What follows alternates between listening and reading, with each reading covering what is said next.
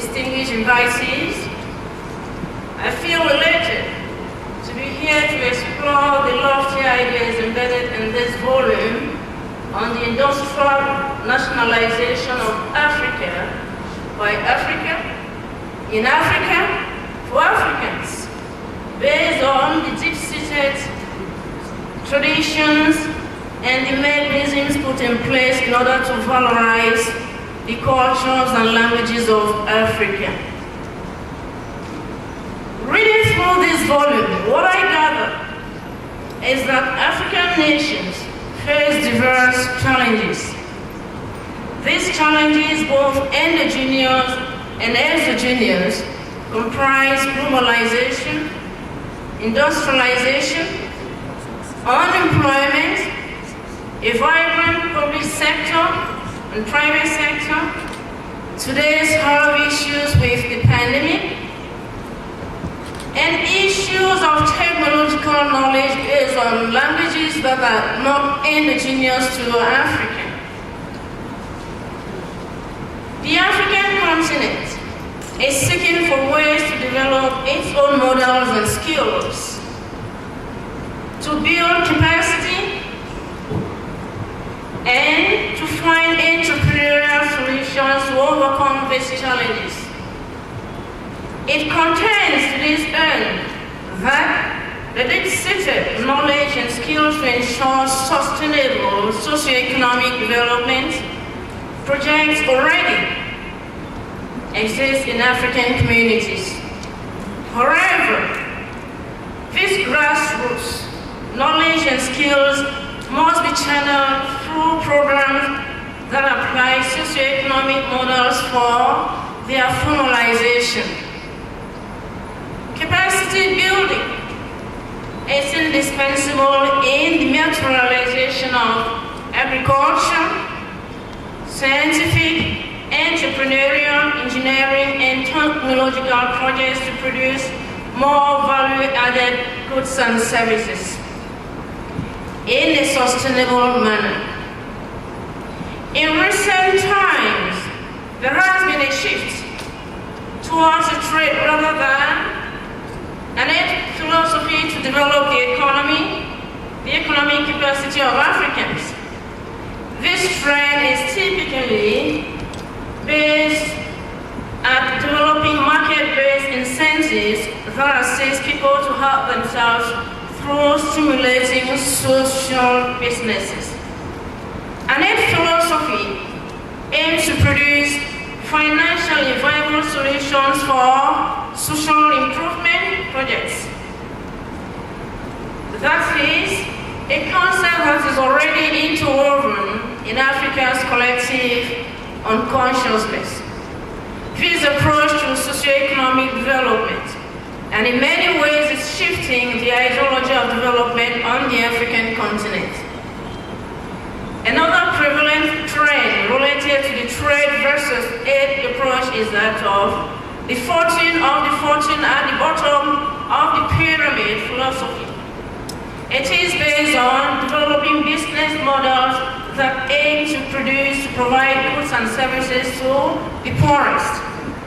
In fact, the people of Africa are entrenched with their own intuitive knowledge on African solutions to affect socioeconomic change. The continent has some 2,035 indigenous languages, according to NERS and HEN 2001. This total represents a third of the world's languages. African languages reflect a rich trajectory of cultures. But an investigation of the relationship between language and society in Africa is fraught with historical complexities. In the pre-colonial phase, African languages function autonomously in their respective social contexts. Traditional societies with their indigenous knowledge systems were able to accumulate knowledge and to interpret it across critical areas of knowledge such as astronomy, medicine, philosophy, and history, and then pass this knowledge on to subsequent generations through language. Notwithstanding, Africa also traded their and cultures. This was an imbalanced trading exercise as the languages did not survive their new context. African languages were marginalized in the colonial era in favor of English, French, Spanish, Portuguese, the languages of the colonizers. The use of these languages in all the formal sectors of the society, both private and public, continues unabated in general social practice. That is, the European literary culture has stripped the indigenous culture, and unequal relations of power between the two have persisted to this day. European languages are associated with prestige, economic progress, and modernity. African languages for decades have been considered a nostalgic remembrance of foreign past, being preserved only as superstition folklore. African languages are the repository of indigenous language.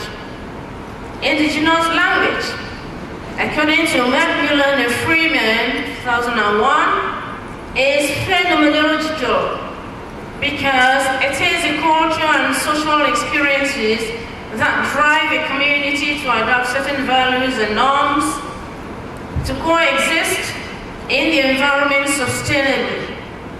It is the knowledge that makes people generate comparative advantages in social and economic development, given that certain skills or economic production are present in certain communities and not in others.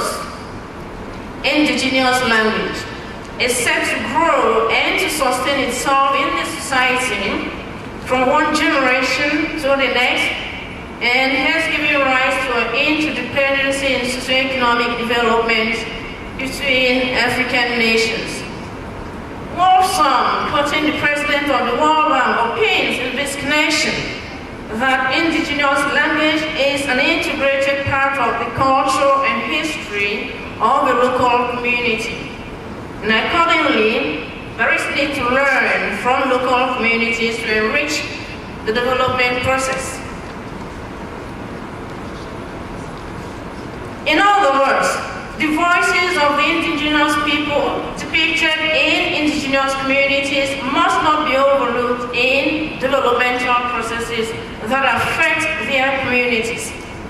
Since indigenous languages or indigenous knowledge remains embedded in African languages, the latter have become the catalyst for development in the continent. It has been seen by many as an alternative way of promoting development in rural communities. And in many parts of Africa, it is the basis for local level decision making in agriculture, healthcare, food preservation, education, natural resource management, and a host of other activities in rural communities. However, these languages are still underdeveloped compared to the existing exoglossic languages in the continent. The language developers of Africa have failed to provide an informed nexus with socioeconomic development. The use of indigenous languages is limited to social interaction, and in many instances associated with backwardness, illiteracy, and ethno-traditionalism.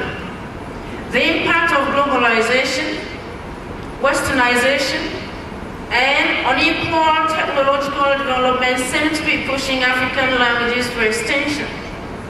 The custodians of indigenous African languages are invited to appropriate, reappropriate, proliferate, and valorize these languages against endangerment. The Africans need to change this process and develop the economic value of indigenous languages. It will be unrealistic, however, to embark on a full-scale counter project to remove the European culture, presence on Africa to restore indigenous African languages and cultures. There is need to find an integrated principle that oscillates between African languages and European languages to enrich this bipolar legacy over time. The goal is to evolve through clear policy, fully functioning African languages and fully functioning European languages as we achieve a multilingual identity.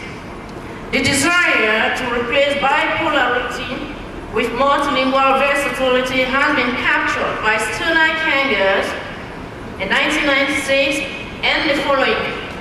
There is a fascinating connection between multilingual versatility and social intelligence. The universal democratization of literacy will be at the heart of the crystallization of such an identity with multiple cross-language influences. While the national constitutions provide a policy and institutional frameworks for the protection, maintenance, and promotion of all these languages, the teaching and learning of African languages is far from ensuring impartial cooperation between the form and the function of the languages. Adoption of an armchair and moribund strategies and theories in the description of these languages makes it difficult to perceive intrinsic values per se in the promotion of socio-economic development in Africa and beyond. African languages must be optimally integrated in the education systems. They must contribute in translating their civilization, identity, scientific, technological resources for Africa, by Africa, in Africans. Thank you.